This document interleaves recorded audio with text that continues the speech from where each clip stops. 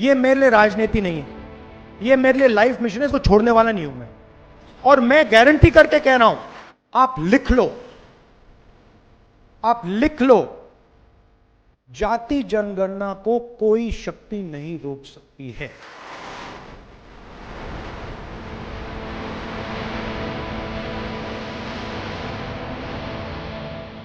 సమాజంలో ఉన్న ప్రజాప్రతినిధులకు కానీ ప్రజలకు కానీ సమగ్ర కుటుంబ సర్వే ఇప్పుడు అందుబాటులో పెట్టింది అధ్యక్ష. దాదాపుగా 10 సంవత్సరాలు అవుతుంది.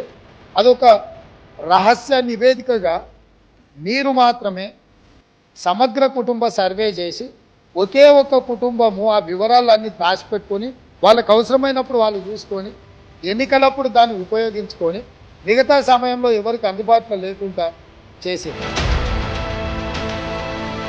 బీసీల యొక్క రిజర్వేషన్ ని జరగబోయే జనగణన ఆధారంగా దానికి సరిపడ విధంగా రిజర్వేషన్ ని పొడిగించి మేము ప్రభుత్వంలోకి వచ్చిన 6 మాసాల్లోపే దీన్ని ఇచ్చి తీరుతామన్నమాట చెప్తా ఉన్నాం. రాష్ట్రంలో ఉన్నటువంటి అందరినీ సర్వే చేస్తాం, ప్రతి ఇంటి సర్వే చేస్తాం, ఈ రాష్ట్రంలో ఉన్న అన్ని కులాలను సర్వే చేస్తాం, కులాలతో పాటు ఆర్థిక స్థితిగతులన్నీ కూడా దీంట్లో సర్వే చేస్తాం, అన్నిటినీ పొందుపరుస్తాం. ఎస్ఎస్టీసీ కాకుండా బలహీన వర్గాలకు సంబంధించి కూడా ఈ అంశం ద్వారా సర్వే ద్వారా న్యాయం జరుగుతుంది అనేటువంటి ఒక అంశాన్ని మీ ద్వారా సభ దృష్టికి తీసుకొస్తాను. రెజల్యూషన్ మూడ్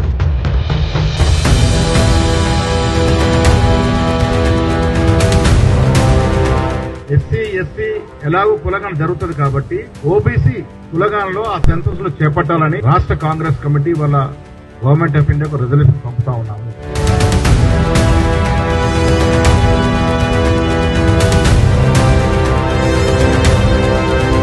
సామాజిక, ఆర్థిక, విద్య, ఉపాధి, రాజకీయ కులగణన సర్వేను తెలంగాణ ప్రభుత్వం ప్రారంభించింది. కులగణన సర్వే ఇంటింటికి సర్వే కోసం ప్రభుత్వ అధికారులు వస్తున్నారు. 85,000 మంది ఈరోజు క్షేత్రస్థాయిలో పనిచేస్తున్నారు. 8,500 మంది వాళ్ళను పర్యవేక్షిస్తున్నారు.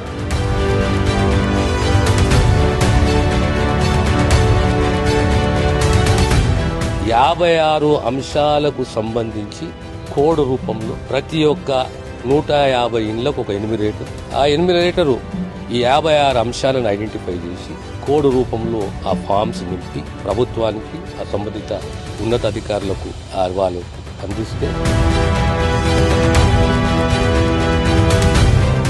ఈరోజు రాష్ట్ర ప్రజలకు సంబంధించిన సంక్షేమం, రాష్ట్ర ప్రజలకు సంబంధించిన అభివృద్ధి విషయంలో ఈ సర్వేకి సంబంధించిన సమాచారాన్ని పూర్తి స్థాయిలో ఉపయోగించుకొని వారి అభ్యున్నతికి, వారి అభివృద్ధికి నాంది పలకాలనే ఒక గొప్ప కార్యక్రమాన్ని ఈరోజు మొదలు పెట్టుకోవడం జరిగింది.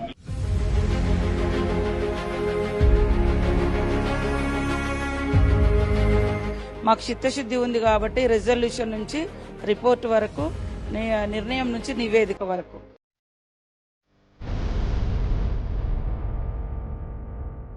తెలంగాణ శాసనసభలో కాంగ్రెస్ ప్రభుత్వంలో బీసీలకు సంబంధించినటువంటి అంశం లోపల ప్రవేశపెట్టి తీర్మానం తీసుకొని కరెక్ట్ సంవత్సర కాలం లోపల నివేదికను సేకరించి ఈరోజు కాంగ్రెస్ ప్రభుత్వం దాన్ని ఆచరణకు తీసుకుపోయే విధంగా కార్యాచరణ తీసుకుంది.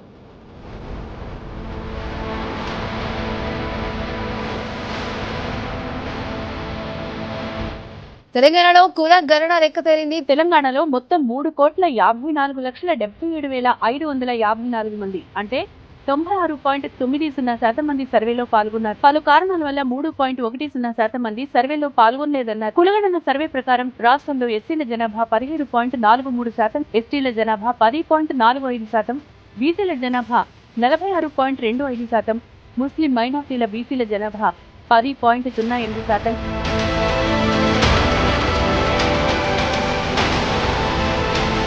మొత్తం తెలంగాణలో సర్వే చేసిన జనాభా 3,54,77,554 ఇండివిజువల్స్ ని సర్వే చేయడం జరిగింది.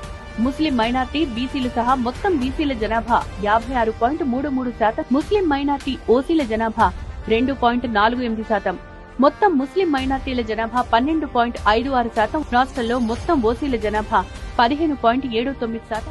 ఈ survey report very comprehensive, very systematic, inclusive. మరి గతంలో జరిగింది, కర్ణాటకలో జరిగింది, బీహార్లో జరిగింది.